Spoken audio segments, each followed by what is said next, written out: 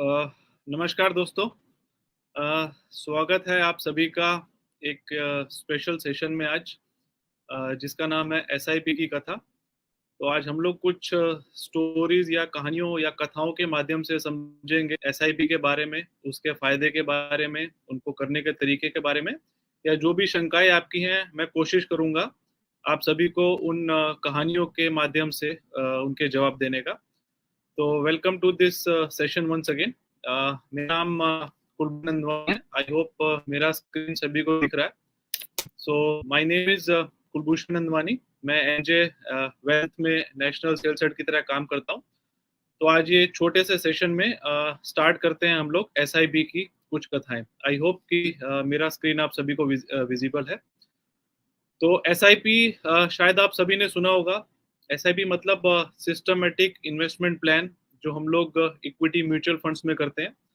उसको systematic investment plan के अलावा आप एक बहुत ही एक सिंपल तरीके से समझे तो एक सिंपल इन्वेस्टमेंट प्लान भी बोल सकते हैं। तो एसआईपी का full form systematic investment plan है, पर आप उसको एक सिंपल रॉबस्ट इन्वेस्टमेंट प्लान समझ सकते हैं, जो एक बहुत ही इफेक्टिव माध्यम है आपकी वेल्थ को बिल्ड करने का या संपत्ति बनाने का। तो उसके बारे में आगे बढ़ते हैं। तो आई होप कि आप सभी ने सुना होगा म्यूचुअल फंड सही है के बारे में, कि म्यूचुअल फंड एक इन्वेस्टमेंट व्हीकल है। उसके बारे में घर घर में भी जागरूकता बढ़ रही है। तो म्यूचुअल फंड में इन्वेस्टमेंट करने का एक माध्यम है एसआईपी। देखिए, बहुत सिंपल और एक आसान तरीका है म्यूचुअल फंड की किसी भी स्कीम में इन्वेस्ट करने का, एक fixed amount regularly for a long period of time.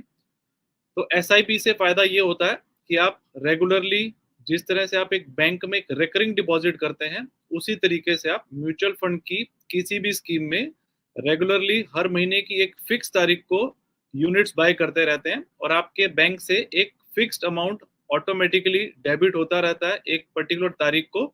और लॉन्ग टर्म में उसमें धीरे धीरे वो महीने की जो भी एनएवी होती है उसके हिसाब से आपके यूनिट्स एक्यूमुलेट होते रहते हैं। तो एक बहुत ही सिंपल तरीका है म्यूचुअल फंड के यूनिट्स को एक्यूमुलेट करने का, अलग अलग एनएवी के अलग अलग एनएवी पे। तो उसको हम लोग एसआईपी बोलते हैं। और ये प्रैक्टिस स्टार्ट करने का सबसे बड़ा जो बेनिफिट है वो ये है कि बिकॉज आप एक बहुत लंबे टाइम के लिए एसआईपी करते हैं, आपने एक कमिटमेंट दे दिया है कि आप एक पर्टिकुलर तारीख को किसी भी महीने को पैसा अपने बैंक से डेबिट करा के म्यूचुअल फंड के यूनिट्स बाय करते हैं। तो ये धीरे धीरे आपकी ये जो सेविंग्स है ये एक हैबिट बन जाती है। तो एक बहुत डिसिप्लिन तरीके से आप एक लंबे टाइम तक रेगुलरली अपनी सेविंग को प्रॉपर तरीके से इन्वेस्ट करते हैं। तो that is what is SIP is all about, right. आगे बढ़, तो आज एसआईपी के बारे में मैं आपको कुछ 7 छोटी छोटी कहानियां सुनाऊंगा या कथाएं सुनाऊंगा, जिससे आपको क्लैरिटी आएगा कि एसआईपी करने के एडवांटेजेस क्या हैं। आप लोगों के मन में जो भी शंकाएं होती हैं एसआईपी को लेकर, स्कीम सेलेक्ट करने को लेकर, कब एसआईपी करना है, कौन सी स्कीम में करना है, कितने समय के लिए करना है, तो हम लोग कोशिश करेंगे कुछ 7 कथाओं के माध्यम से उनका सॉल्यूशन ढूंढने का। तो सबसे पहले जो स्टोरी मैं आपको सुनाने वाला हूँ, उस स्टोरी का जो थीम है वो है राइट एसेट क्लास। वो स्टोरी में क्या है दोस्तों, कि 3 दोस्तों की ये कहानी है, जिनका नाम है पुजारा, राहुल और सहवाग। तो ये तीनों दोस्तों ने डिसाइड किया कि वो लोग म्यूचुअल फंड में एसआईपी करेंगे, या किसी और जगह एक रेकरिंग डिपॉजिट करेंगे, या किसी और जगह एक रेगुलरली पैसा इन्वेस्ट करेंगे। तो 3 दोस्तों ने डिसाइड किया कि हम लोग हर महीने 10-10 हजार रुपए सेव करेंगे, उसको इन्वेस्ट करेंगे, और 20 साल तक ये प्रोसेस जारी रखेंगे। अभी जो पुजारा थे, उन्होंने क्या किया, उन्होंने ये जो 10,000 रुपए सेव करने की प्रथा है, ये उन्होंने एक रेकरिंग डिपॉजिट या एक बैंक के रिकरिंग डिपॉजिट या एफडी में स्टार्ट किया। राहुल, उन्होंने गोल्ड में या सोने में ये हर महीने 10,000 रुपए इन्वेस्ट करने की प्रोसेस चालू किया। और जो सहवाग थे, उन्होंने क्या किया, ये 10-10 हजार रुपए हर महीने सेव करना स्टार्ट किया एक म्यूचुअल फंड इक्विटी एसआईपी में। और उन्होंने भी ये काम किया 20 साल तक। तो टोटल आप देखेंगे, एक महीने में 10,000 मतलब टोटल 1,20,000 साल का, और 20 साल में लगभग 24 लाख रुपए तीनों ने इन्वेस्ट किया regularly for long period of time. तो भी इन्होंने जो डिसीजन में जो फर्क यही था कि पुजारा ने रेकरिंग डिपॉजिट में किया, राहुल ने गोल्ड में, और सहवाग ने एसआईपी में। उसका जो फर्क ये हुआ दोस्तों कि 20 सालों के बाद पुजारा की जो वेल्थ थी वो 24 लाख से बढ़कर होगी लगभग 51 लाख रुपीज। तो उसमें जो सीएजीआर या जो कंपाउंडेड इंटरेस्ट आया, या उनको रेट ऑफ रिटर्न जो कंपाउंडेड मिला, वो मिला लगभग 7%। राहुल जिन्होंने गोल्ड में इन्वेस्टमेंट किया था, उनकी वेल्थ 24 लाख से बढ़ के हो गई 82 लाख रुपीस, जिसमें उनका CAGR रिटर्न आया 11.13%। और सहवाग जिन्होंने इक्विटी म्यूचुअल फंड में SIP की, उनकी वेल्थ 24 लाख से बढ़कर होगी 1 करोड़ 17 लाख रुपए, और उनका जो CAGR आया वो आया 14%। राइट दोस्तों, पहली कहानी का थीम यही है कि तीनों दोस्तों ने रेगुलरली सेविंग किया, तीनों दोस्तों ने रेगुलरली इन्वेस्ट किया, तीनों दोस्तों ने 20 साल तक इन्वेस्ट किया।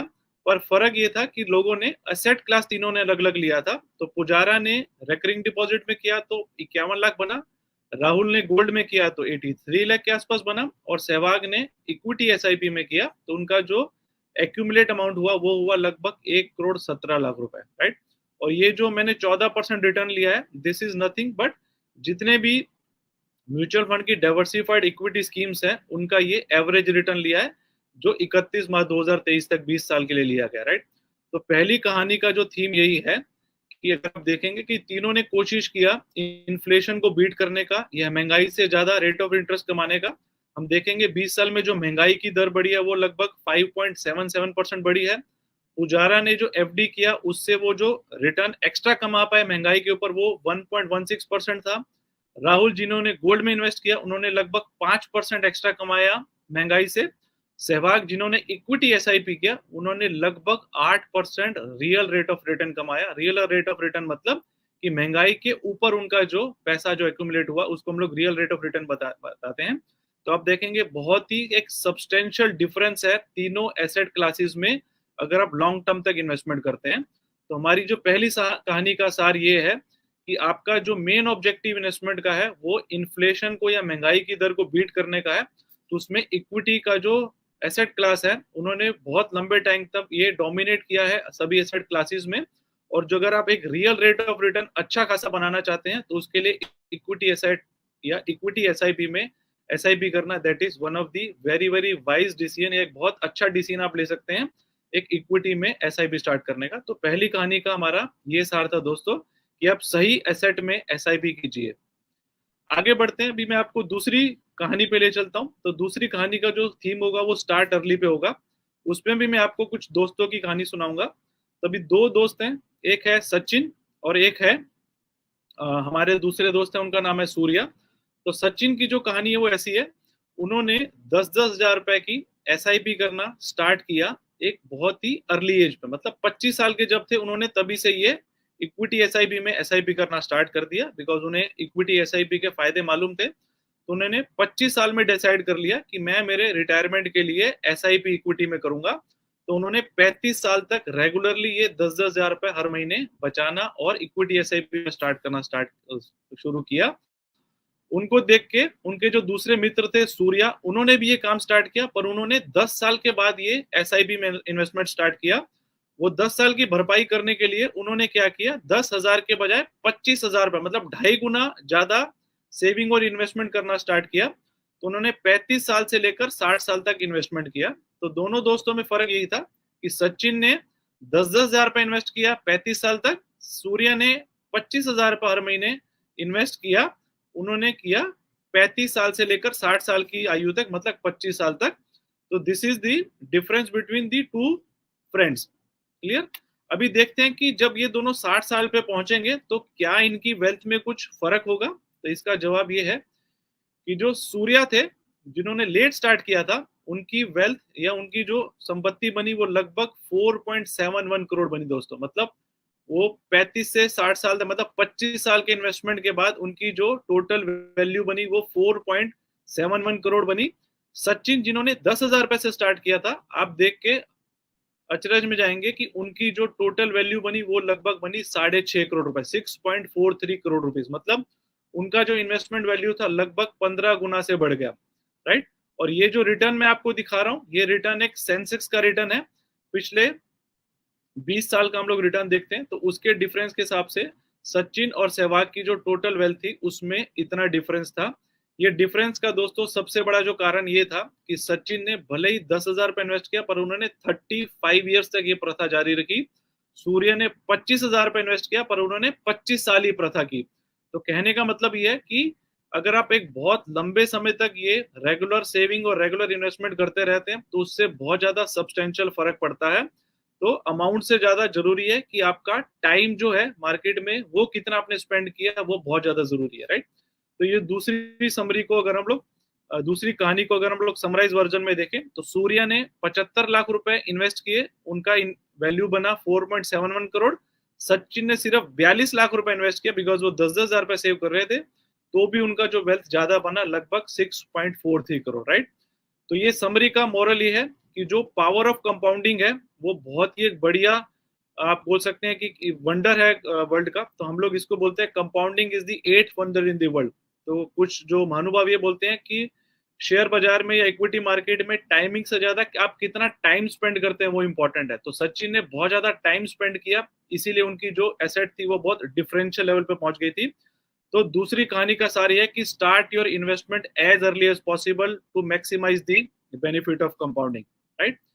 तो दूसरा भी मैं आपको तीसरी कहानी पे ले चलता हूँ। तीसरी कहानी का जो सार है वो है विजडम, बुद्धिमत्ता। तो अ टेल ऑफ लिटिल एक्स्ट्रा, इसमें भी मैं आपको एक दोस्तों की कहानी के माध्यम से समझाने की कोशिश करूंगा कि दो दोस्त थे, एक का नाम था विदुर और एक का नाम था करण।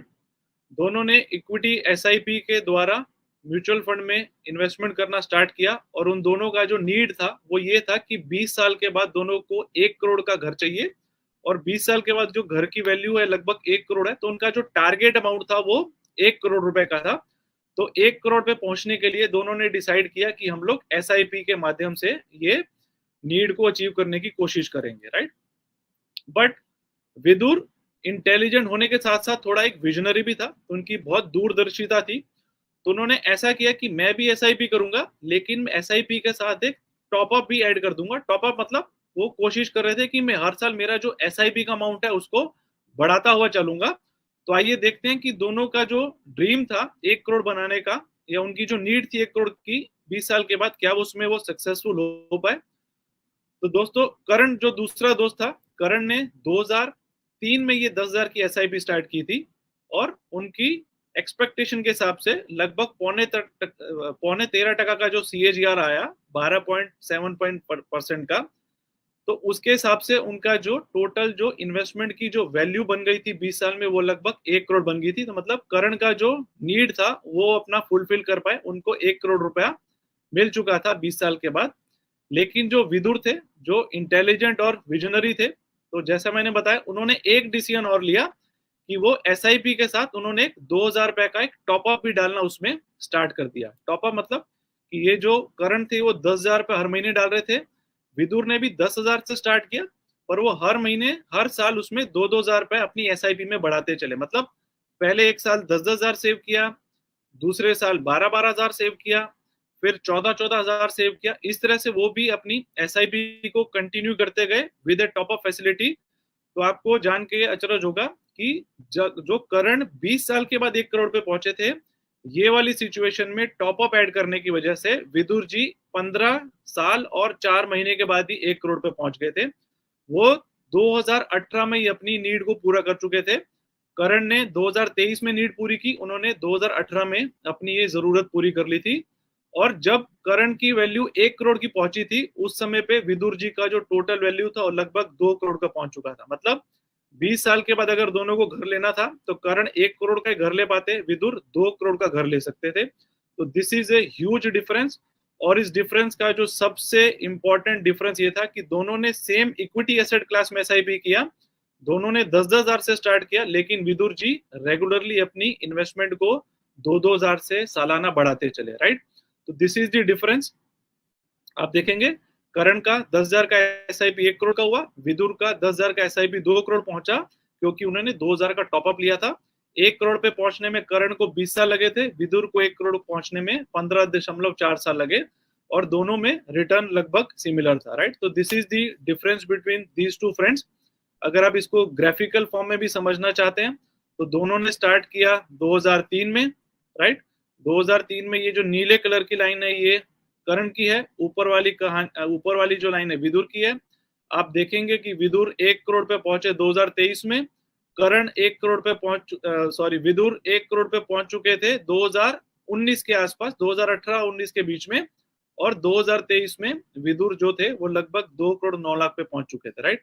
तो ये जो कहानी है इसका जो समरी यही है कि जिस तरह से हमारी इनकम बढ़ती है उसी तरीके से हमारे एक्सपेंस भी बढ़ते हैं। तो ये बहुत जरूरी है कि हमारे इनकम के साथ एक्सपेंसेस बढ़ रहे हैं तो हम हमारी सेविंग्स को भी रेगुलरली बढ़ते हुए चले, राइट।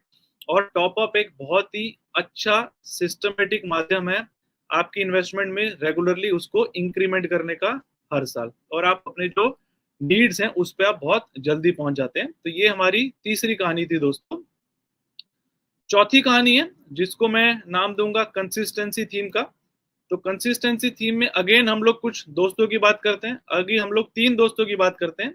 एक दोस्त है अमर, एक अकबर और तीसरे एंथनी। तो ये 3 दोस्त अमर, अकबर, एंथनी की कहानी है। ये कहानी में डिफरेंस ये है कि 20 साल पहले ये तीनों दोस्त मिले थे। तीनों ने इक्विटी के एसआईपी के बारे में सुना। तीनों ने डिसाइड किया कि हम लोग म्यूचुअल फंड की इक्विटी स्कीम में इन्वेस्टमेंट करेंगे, राइट। और अमर और अकबर और एंथनी तीनों ने डिसाइड किया इक्विटी में करेंगे, लेकिन एंथनी उन्होंने डिसाइड किया मैं इक्विटी स्कीम में करूंगा लेकिन एसआईपी के माध्यम से करूंगा। अमर और अकबर उन्होंने क्या किया, उन्होंने सोचा कि मार्केट बहुत वॉलेटाइल है तो उन्होंने कोशिश किया कि हम लोग मार्केट में जो टाइमिंग करने की कोशिश करते हैं, तो टाइमिंग करने की वजह से तीनों में क्या कुछ डिफरेंस हुआ, आइए उसको देखते हैं। अमर जो थे उन्होंने सोचा कि 10-10 हजार रुपए हर महीने डालने से अच्छा है कि जिस वो साल का जो सबसे बॉटम लेवल है उस पर मैं पूरा 1,20,000 एक साथ इन्वेस्ट कर दूंगा तो उनको फायदा होगा। तो उन्होंने ये कोशिश किया, उसमें वो सक्सेसफुल भी हुए। अमर ने 10-10 हजार SIP करने के बजाय उन्होंने 1,20,000 रुपए हर साल इन्वेस्टमेंट किया उस साल का जो इंडेक्स किया या जो सेंसेक्स का सबसे लोवेस्ट लेवल था उसको पकड़ के, राइट। तो उनको जो रिटर्न मिला दोस्तों वो मिला 13.27%, राइट।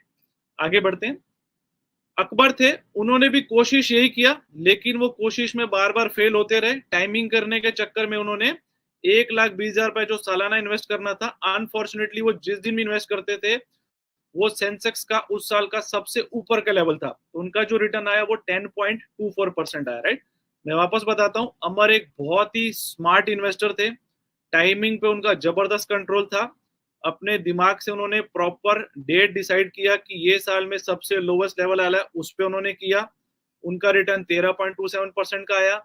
अकबर ने कोशिश की जिसमें वो पूरी तरह विफल रहे, उनका रिवर्स ही हुआ। वो छोटा लेवल पकड़ने की कोशिश करते थे लेकिन सबसे हाईएस्ट लेवल पे जाके इन्वेस्टमेंट किया तो उनका रिटर्न 10.24% आया। अमर और अकबर ने बहुत समय, बहुत टाइम उसमें वेस्ट किया, टाइमिंग करने के चक्कर में बहुत रिसर्च किया। उनके अलावा जो तीसरे दोस्त थे एंथनी, उन्होंने किसी भी टाइमिंग के चक्कर में अपना समय नहीं गवाया, कोई भी रिसर्च करने में दिमाग नहीं लगाया। उन्होंने सिर्फ जो दिमाग लगाया सिर्फ डिसिप्लिन में। उन्होंने डिसिप्लिन तरीके से हर महीने कोई भी एक डेट पकड़ी, हर महीने उस डेट को 10-10 हजार रुपए नवंबर 2000 से उन्होंने SIP करना स्टार्ट किया 20 साल तक, तो उनका रिटर्न आया 11.68%। तो दोस्तों ये 3 दोस्तों की कहानी, अमर जो सबसे भाग्यशाली थे, अकबर जो सबसे अभागे थे और एंथनी जो सबसे डिसिप्लिन थे। अभी दोस्तों आप सभी जानते हैं कि अमर जैसा कोई भी क्लाइंट शायद आपके या हमारे जीवन में कभी भी हमको मिला नहीं है कि जो बहुत प्रॉपर टाइमिंग कर पाया हो। तो कोई भी इतना स्किल्ड नहीं है, कोई भी इतना भाग्यशाली नहीं है, कोई भी इतना एजुकेटेड नहीं है कि वो एक पर्टिकुलर डेट को डिसाइड कर पाए कि ये सबसे बॉटम लेवल है वो साल का। तो अमर जैसे स्टोरी में अमर जैसे पार्थ होना बहुत मुश्किल है फाइंड करना। अकबर जैसे अभागे लोग भी मिलना बहुत मुश्किल है, लेकिन एंथनी जैसे डिसिप्लिन लोग मिलना बहुत ही इजी है। आप सभी के सभी एंथनी की फॉर्मेट में काम कर सकते हैं कि टाइमिंग करने के चक्कर में नहीं पड़ेंगे, हम लोग डिसिप्लिन पे फोकस करेंगे तो हमारा जो वेल्थ बनेगा या हमारा जो वेल्थ क्रिएट होता है आफ्टर 20 ईयर्स वो बहुत सब्सटेंशियल क्रिएट होता है। और ये जो डेटा मैंने लिया है पिछले 20 साल का रिटर्न का लिया, राइट। तो हमारा इससे अमर अकबर की एंथनी से स्टोरी क्या है कि वेल्थ क्रिएट करने के लिए या आपका जो नीड है उसको पूरा करने के लिए टाइमिंग करने की कोई आवश्यकता नहीं है। आपका डिसिप्लिन, आपकी कंसिस्टेंसी और एक सिस्टमेटिक अप्रोच होना बहुत जरूरी है। तो आप अपना टाइम और एनर्जी वेस्ट मत कीजिए इन चीजों में। SIP will take care of everything, right. तो ये हमारी तीसरी कहानी का सार था। चौथी कहानी का पांचवी जो कहानी है दोस्तों वो हमारी उसकी जो थीम है वो फोकस है। उसके लिए भी मैं आपको दो दोस्तों की कहानी सुनाऊंगा। एक का नाम था आकाश और एक का नाम था सौरभ। अगेन दोनों दोस्तों ने डिसाइड किया कि वो लोग भी 10,000 रुपए की SIP करेंगे। 20 साल पहले उन्होंने डिसाइड किया था। आइए देखते हैं इनका क्या हुआ। अभी जो आकाश जी थे वो बार बार मार्केट की वोलेटाइल देख के घबरा जाते थे, मतलब वो पैनिक में आ जाते थे, उनको फियर हो जाता था। तो वो फियर की वजह से क्या करते थे, जब मार्केट बहुत वोलेटाइल बहुत गिर जाता था तो वो मार्केट से निकल जाते थे और 2 साल के बाद वो वापस आते थे कि यार मेरा डिसीजन गलत था, लेट अस गो बैक। तो इस तरह का जो दो बार उन्होंने एक रिएक्शन दिया, एक उन्होंने 2008 में दिया जब मार्केट बहुत ज्यादा वोलेटाइल होकर नेगेटिव हुआ था। 2020 में वापस कोविड की वजह से मार्केट में बहुत बड़ा करेक्शन आया था, तो वापस वो मार्केट से चले गए थे। जब भी वो मार्केट से बाहर जाते थे 2-2 साल तक उनका इन्वेस्टमेंट भी रुक जाता था, उनका म्यूचुअल फंड में इन्वेस्टमेंट नहीं आता था 2-2 साल तक। तो आइए देखते 2-2 साल मार्केट जब गिरा हुआ था उसमें वो जब मार्केट से बाहर निकले तो क्या कुछ वेल्थ में उनका कुछ फर्क पड़ा था, आइए देखते हैं। अभी जो आकाश थे उन्होंने जब SIP स्टॉप किया जून 2008 में और जून 2000 वापस 10 में वापस स्टार्ट किया और मार्च 20 में कोविड के टाइम पे वापस उन्होंने SIP बंद किया और 2022 मार्च में वापस आए। तो उसकी वजह से उनका जो टोटल जो वेल्थ एक्यूमुलेट हुआ या जो पैसा बना वो लगभग 76 लाख का वैल्यू हुआ अक्टूबर 2023 में, राइट। उन्होंने 20 साल में से ये 4 साल मिस कर दिया बिकॉज वो बहुत घबराए हुए थे, मार्केट से बाहर चले गए थे। तो उनका जो एक्यूमुलेट हुआ अमाउंट वो 76 लाख हुआ। जो दूसरे जो दोस्त थे, जो सौरभ थे, जिनको कुछ भी ऐसे पैनिक और ग्रीड या फियर की साइकिल में वो नहीं पड़ते थे, उन्होंने अपना SIP कोई भी मार्केट का मूवमेंट हो उसमें चालू रखा irrespective of any market turmoil. तो उनका जो पैसा एक्यूमुलेट हुआ दोस्तों वो हुआ लगभग 91 लाख रुपीज। तो जो दूसरे दोस्त थे आकाश, उन्होंने 4 साल SIP में से बाहर निकलने का डिसीजन लिया घबरा के, तो उनका जो टोटल वेल्थ बना वो लगभग 76 लाख बना। सौरभ ने irrespective of any market movement continue किया, तो उनका जो टोटल वेल्थ एक्यूमुलेट हुआ वो लगभग 91.39 लाख हुआ, राइट। तो ये दोनों में डिफरेंस था। आप देखेंगे भले आकाश के 4 साल में लगभग उन्होंने लगभग 4.5 लाख रुपए शायद अपना सेव भी किया होगा, लेकिन सौरभ का जो डिफरेंस है एक्स्ट्रा वेल्थ क्रिएट करने का, लगभग 15 लाख रुपए उनका एक्स्ट्रा वेल्थ क्रिएट हुआ, राइट। तो दिस इज द मूवमेंट। आप देखेंगे 2003 से 2008 तक तो दोनों सेम चल रहे थे। 2008 के बाद दोनों के जो मूवमेंट उनमें आप देखेंगे डिफरेंस है। सौरभ हमेशा ही आगे रहे थे। 2020 में अगेन आकाश ने स्टॉप किया SIP 2 साल, तो आप सौरभ उनसे फिर आगे निकल गए और 15 साल में उनका जो टोटल डिफरेंस है वेल्थ क्रिएशन में वो लगभग 15 लाख का है, राइट। तो this is the summary of these two friends. तो ये स्टोरी हमें क्या बताती है कि मार्केट का जो नेचर है वो वोलेटाइल है।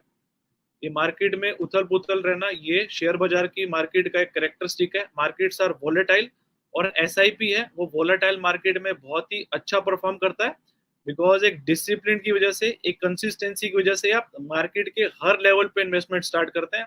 हर लेवल मतलब जब मार्केट बहुत सस्ता हो जाता है तो भी आप अपने यूनिट्स बाय करते हैं, तो आपको उसका जो इफेक्ट है या उसका जो फायदा है वो मार्केट जब रिकवर होता है तो आपको बहुत अच्छा उसका फायदा मिलता है।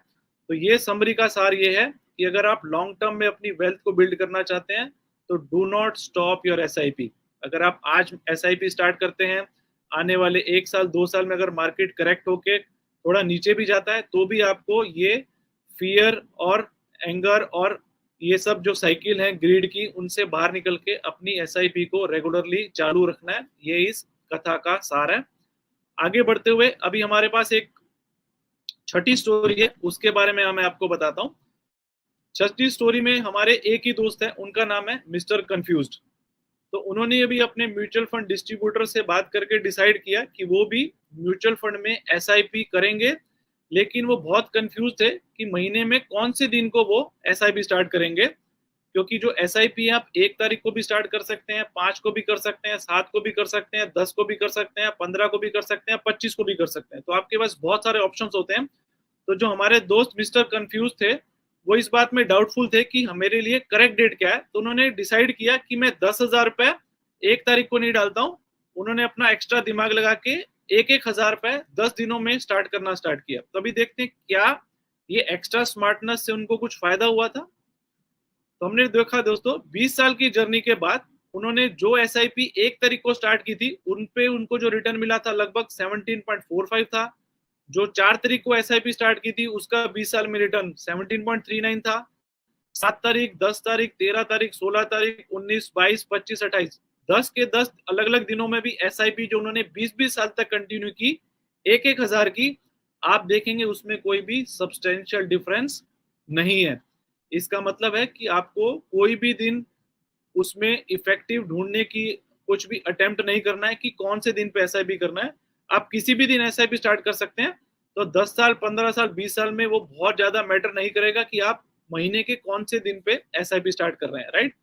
तो ये कहानी का जो मॉरल है यही है कि मार्केट्स बहुत वॉलेटाइल और अनप्रेडिक्टेबल रहती हैं और कोई भी हमारे पास हिस्टोरिकल एविडेंस नहीं है कि ये पर्टिकुलर दिन आप अपनी एसआईपी को स्टार्ट कीजिए। तो जो भी आपको एक कन्वीनियंट डेट रखता है, आपको लगता है कि आपकी सैलरी के तीसरे दिन आपको एसआईपी स्टार्ट करना है या आपको महीने के लास्ट संडे को एसआईपी स्टार्ट करना है, आप कोई भी दिन अपने कन्वीनियंस के हिसाब से चूज करके उस पर एसआईपी स्टार्ट कर सकते हैं। ये हमारी छठी कहानी थी। सातवीं कहानी में दोस्तों कोई मैंने एक करेक्टर नहीं लिया, ये सिंपल एक चार्ट है। मैं आपको बताना चाहता था कि कुछ लोग म्यूचुअल फंड में कौन सी स्कीम में एसआईपी स्टार्ट करना है उसके लिए वो बहुत ज्यादा समय अपना लगाते हैं, बहुत रिसर्च करते हैं। तो हमारे पास जो हिस्टोरिकल डाटा उससे ये समझ में आता है कि कोई भी आप परफॉर्मिंग स्कीम को चेज मत कीजिए, मतलब परफॉर्मेंस के पीछे मत भागिए। आपको जो भागना है वो डिसिप्लिन और कंसिस्टेंसी के पीछे भागना है, परफॉर्मेंस के पीछे नहीं भागना है। इसको प्रूव करने के लिए मेरे पास बहुत अच्छा चार्ट है कि यार म्यूचुअल फंड में बहुत सारी स्कीम है। आप देखेंगे कि 2013 में सपोज फंड 1, फंड 2, फंड 3, ये 3 फंड हमने एग्जांपल लिया। तो 2013 में जो पहले, दूसरे और तीसरे रैंक पे थे in terms of their performance, तो 2014 में कुछ दूसरे फंड टॉप पे आ गए, 2015 में कुछ दूसरे फंड टॉप पे आ गए, 2017 में कुछ नई स्कीम आ गई। और आप देखेंगे कि जो फंड 2013 में टॉप पे थे वो 2023 में 15वें रैंक पे आ गए या 9वें रैंक पे आ गए। 2004 में जो 1, 2, 3 रैंक वाले थे वो 2023 में 30वें, 24वें और 34वें रैंक पे आ गए। तो ये जो चार्ट का जो समरी है दोस्तों, it is very difficult to find which is going to be the best performing fund. तो आप म्यूचुअल फंड की स्कीम के परफॉर्मेंस के हिसाब से डिसीजन मत लीजिए, बिकॉज परफॉर्मेंस चेज करने का कोई फायदा नहीं है। बिकॉज हर जो म्यूचुअल फंड है उसके अलग अलग साइकिल चलते हैं। आज जो टॉप परफॉर्मिंग है वो शायद अगले साल टॉप परफॉर्मिंग नहीं रहेगा, आज जो बॉटम परफॉर्मिंग है वो अगले साल शायद टॉप परफॉर्मिंग होगा। तो कहने का मतलब आप कोई भी अच्छे सीरियस फंड हाउसेस सिलेक्ट कर सकते हैं, अपने डिस्ट्रीब्यूटर के साथ बैठ के कोई भी आप 4-5 अच्छे फंड, उनकी अच्छी इक्विटी स्कीम, एक डाइवर्सिफाइड पोर्टफोलियो बना के उसमें इन्वेस्टमेंट कर सकते हैं। भले ही अगले साल उनका परफॉर्मेंस नहीं आएगा तो भी आपको स्कीम चेंज नहीं करनी है, परफॉर्मेंस चेंज करके बार बार अपने पोर्टफोलियो को बदलना नहीं है। आपके पोर्टफोलियो में कंसिस्टेंसी रखेंगे तो बहुत ज्यादा डिफरेंस नहीं आएगा 15 साल 20 साल के परफॉर्मेंस के बाद में। आपको सिर्फ डिसाइड ये करना है अपने डिस्ट्रीब्यूटर के साथ बैठ के कि कोई भी 4-5 फंड, अच्छे फंड हाउसेस के अच्छे सीरियस प्लेयर्स कौन से हैं, उसमें आप अपनी एसआईपी को स्टार्ट कर सकते हैं, राइट। तो अगर दोस्तों मुझे अपनी ये सेशन को समराइज करना हो तो उसमें जो सातों कहानी जो हमने सुनी है उसमें जो मोस्ट इंपॉर्टेंट पॉइंट्स हैं वेल्थ बिल्डिंग के, वो मेरे हिसाब से दोस्तों ये होने चाहिए। आप कौन से एसेट क्लास में इन्वेस्ट कर रहे हैं वो बहुत इंपॉर्टेंट है। मतलब आप इक्विटी इन्वेस्ट कर रहे हैं, डेट में इन्वेस्ट कर रहे हैं, रिकरिंग डिपॉजिट में कर रहे हैं, गोल्ड में कर रहे हैं, रियल एस्टेट में कर रहे हैं, वो एक बहुत इंपॉर्टेंट डिसीजन होता है आपकी वेल्थ बिल्डिंग में। जैसा कि हमने देखा कि इक्विटी लॉन्ग टर्म में सबसे अच्छा वेल्थ क्रिएट करके देता है, बट आपको अपना एसेट एलोकेशन डिसाइड करना चाहिए अपने डिस्ट्रीब्यूटर के साथ बैठ के कि अगर आप 100 रुपए इन्वेस्ट करना चाहते हैं तो 100 रुपए में से आप कितना रुपया इक्विटी में डालना चाहते हैं, कितना बाकी सेट क्लासेस में, आपके रिस्क प्रोफाइल के हिसाब से आप डिसाइड कीजिए। बिकॉज इक्विटी का जो कैरेक्टरिस्टिक है वो वोलेटाइल है। अगर आप वोलेटिलिटी नहीं चाहते हैं तो इक्विटी क्लास आपके लिए नहीं है। लेकिन आप वोलेटिलिटी के साथ, डिसिप्लिन के साथ लॉन्ग टर्म में इन्वेस्ट करने के लिए तैयार हैं तो equity is one of the best asset class. Timing करने से ज्यादा इंपॉर्टेंट टेन्योर है, ये टाइम है। आप कितना समय मार्केट में रहते हैं वो ज्यादा इंपॉर्टेंट है, ना कि कौन से समय पे आते हैं वो इंपॉर्टेंट है, राइट। तो दैट इज इंपॉर्टेंट। आप कितना अमाउंट इन्वेस्ट करते हैं वो बहुत इंपॉर्टेंट है। उसमें एक हमने स्टोरी में देखा कि वो अमाउंट को अगर आप रेगुलरली बढ़ाते रहते हैं तो वो सोने पे सुहागा का काम करता है। तो एसआईपी टॉपअप पे आप ध्यान दीजिए। पेशेंस एक बहुत ही इम्पोर्टेंट पॉइंट है हमारे पूरे प्रोसेस में। 2008 में, 2017 में, 2020 में जब भी मार्केट करेक्ट हुआ है, मार्केट में जब भी नेगेटिव रिटर्न कुछ समय के लिए आए हैं, तो जो भी कस्टमर में पेशेंस था, सिर्फ वही लोग लॉन्ग टर्म में अपनी वेल्थ को क्रिएट कर पाए, राइट। तो पेशेंस एक बहुत बड़ी इंपॉर्टेंट क्वालिटी है जो आपके अंदर होनी चाहिए अगर आप ये वेल्थ बिल्डिंग के बारे में सोच रहे हैं। म्यूचुअल फंड डिस्ट्रीब्यूटर का साथ होना आपके लिए बहुत इंपॉर्टेंट है। जिस तरह से एक सारथी हमको चाहिए, तो म्यूचुअल फंड डिस्ट्रीब्यूटर एक सारथी की तरह आपको गाइड करेगा, ना कि सिर्फ स्कीम सिलेक्शन में, बट आपके इमोशंस को कंट्रोल करने में, आपके एसेट एलोकेशन को डिसाइड करने में, आपको कौन सी एसेट क्लासेस में करना है, उन सभी के लिए एक म्यूचुअल फंड डिस्ट्रीब्यूटर होना बहुत आवश्यक है। मार्केट टाइमिंग, हमने बार बार अलग अलग एग्जांपल में देखा कि बहुत ज्यादा उसका कोई फर्क नहीं पड़ता है। मार्केट टाइमिंग करना इम्पॉसिबल है, उस पर प्लीज उसमें आप समय मत गवाइए। स्कीम सिलेक्शन मैंने बताया आपको कि स्कीम सिलेक्शन भी बहुत इंपॉर्टेंट नहीं है। आप कोई भी अच्छे फंड हाउसेस की स्कीम ले लेंगे, 15-20 साल में बहुत ज्यादा डिफरेंस नहीं आता है। आप टॉप परफॉर्मिंग स्कीम से स्टार्ट करें या मिडिल स्कीम से स्टार्ट करें। तो ये कुछ इंपॉर्टेंट पॉइंट्स हैं। एसेट क्लास कौन सी है, कितने समय के लिए आप कर रहे हैं, अमाउंट, पेशेंस और म्यूचुअल फंड डिस्ट्रीब्यूटर। तो हमारी सभी कहानियों का सार है, रेगुलरली इन्वेस्ट कीजिए, सही समय पे इन्वेस्ट कीजिए, एसेट एलोकेशन को फॉलो कीजिए, लॉन्ग टर्म के लिए इन्वेस्ट कीजिए, जितना जल्दी हो सके उतनी जल्दी स्टार्ट कीजिए, अपने इन्वेस्टमेंट अमाउंट को रेगुलरली बढ़ाते रहिए, टाइमिंग में समय व्यर्थ ना कीजिए, और आपका जो एक ग्रीड और फियर का जो साइकिल होता है उसमें से अपने आप को बाहर निकालिए। बिकॉज शॉर्ट टर्म वॉलेटिलिटी में पैनिक लेने का कोई भी मतलब नहीं है, और कोई भी आप परफॉर्मेंस को चेज नहीं करेंगे, राइट। तो जिस तरह से अच्छी सेहत बनाने के लिए आपको पता है कि आपके वो स्लीप, आपको खाना, आपकी एक्सरसाइज, आपका वर्कआउट, ये सब इंपॉर्टेंट है, उसी तरह से लॉन्ग टर्म में वेल्थ क्रिएट करने की ये कुछ बेसिक प्रिंसिपल्स हैं, उस पर आप ध्यान दीजिए। तो बहुत ही इजी तरीके से आप आपके जो भी 10 साल, 15 साल, 20 साल के बाद जो भी आपकी नीड्स हैं, फैमिली को लेकर, बच्चों की मैरिज की, बच्चों की शादी की, रिटायरमेंट की, या कोई भी दूसरी रिक्वायरमेंट की, उसके लिए SIP एक बहुत ही अच्छा माध्यम है, and you can start that, right. So this is a short session from my side. Thank you very much to all of you for joining us. और मेरे पास सिर्फ 2 मिनट है, मैं देख पाता हूँ अगर कुछ सवाल हैं तो मैं 2-3 सवाल भी ले लूंगा। तो कुछ लोगों ने पूछा है कि रेगुलर इनकम के अलावा क्या कुछ रेगुलर इन्वेस्टमेंट के अलावा रेगुलर इनकम का भी ऑप्शन है। तो जी हाँ फ्रेंड्स, आपके पास एक SWP करके भी हमारे पास एक ऑप्शन है। तो सिस्टमेटिक इन्वेस्टमेंट प्लान की तरह एक सिस्टमेटिक विड्रॉल प्लान भी आता है, जहां पे आप रेगुलरली अपना पैसा एक रेगुलर इनकम की तरह ले सकते हैं। तो हमारे डिस्ट्रीब्यूटर के साथ बैठ के आप वो डिसाइड कर सकते हैं। दूसरा कुछ सवाल है, लोगों ने पूछा है कि कितने अमाउंट की SIP सही है। तो ये मैंने बताया कि ये डिपेंड करेगा कि आपका 20 साल के बाद रिक्वायरमेंट क्या है, राइट। तो आप 20 साल के बाद जो भी आपकी रिक्वायरमेंट है उसके हिसाब से एक बैकवर्ड कैलकुलेशन करके हमारे म्यूचुअल फंड डिस्ट्रीब्यूटर के साथ बैठ के आप डिसाइड कर सकते हैं कि आपका SIP का अमाउंट कितना होना चाहिए। एक सवाल जो कुछ लोग पूछ रहे हैं कि कौन सी स्कीम में करना चाहिए, मैंने बताया कि आज भारत में कुछ 40-45 म्यूचुअल फंड है, सभी में कुछ 15-15, 20-20 स्कीम है। तो there are thousands of scheme. आपके लिए कौन सी स्कीम सही है वो डिसीजन आप अपने म्यूचुअल फंड डिस्ट्रीब्यूटर के साथ बैठ के ले सकते हैं। तो कोई भी एक अच्छा इक्विटी म्यूचुअल फंड जो एक बहुत सीरियस प्लेयर हो, जिसका एक अच्छा रिकॉर्ड हो, जिसका प्रोसेस अच्छा हो, उसमें आप किसी भी म्यूचुअल फंड स्कीम में अपना इन्वेस्टमेंट कर सकते हैं, right. So these are few questions, और बिलीव मी, आपको ये सेशन में जो भी एडवाइजर डिस्ट्रीब्यूटर ने यहाँ इनवाइट किया है, all of them are capable to answer any of your queries. So thank you very much to all of you.